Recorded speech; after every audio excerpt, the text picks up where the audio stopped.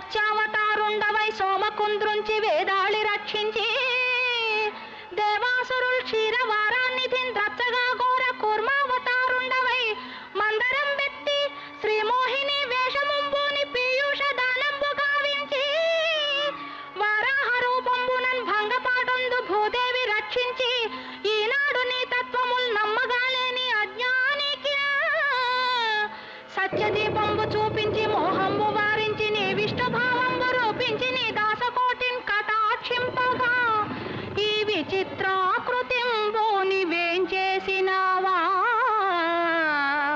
పరంధామా వైకుంఠధామా వైకుంఠధామా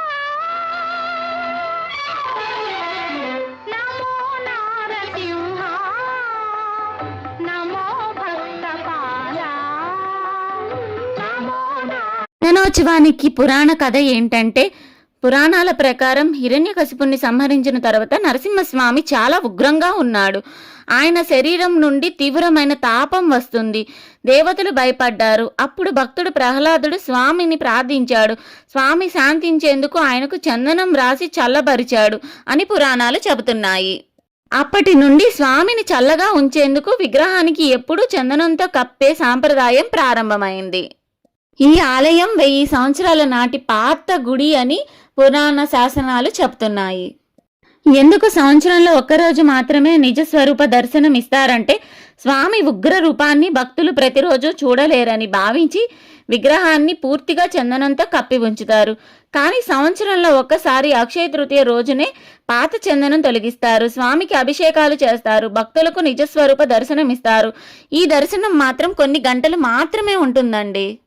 చందనోత్సవం ఎలా జరుపుకుంటారంటే, అక్షయ తృతీయకు ముందు రోజు పూజలు జరుగుతాయి. తెల్లవారుజామున పూజారులు పాత చందనం తొలగిస్తారు. స్వామికి సహస్ర ఘటాభిషేకం చేస్తారు. భక్తులకు నిజస్వరూప దర్శనం ఇస్తారు. సాయంత్రం మళ్ళీ కొత్త చందనం రాస్తారు. అలా మళ్ళీ స్వామిని చందనంతో కప్పిన రూపం సంవత్సరం మొత్తం ఉంటుంది. చందనోత్సవ ప్రత్యేకత ఏంటంటే, సంవత్సరంలో ఒకరోజు మాత్రమే నిజస్వరూప దర్శనం. లక్షలాది మంది భక్తులు వస్తారు. చందనం 60 కిలోల పైగా ఔషధ పదార్థాలతో తయారు చేస్తారు. ఇది స్వామిని చల్లగా ఉంచే పవిత్ర సమర్పణగా భావిస్తారు. ఈ రోజున స్వామిని దర్శిస్తే పాపాలు తొలగి ఐశ్వర్యం మరియు శాంతి లభిస్తాయని భక్తుల నమ్మకం.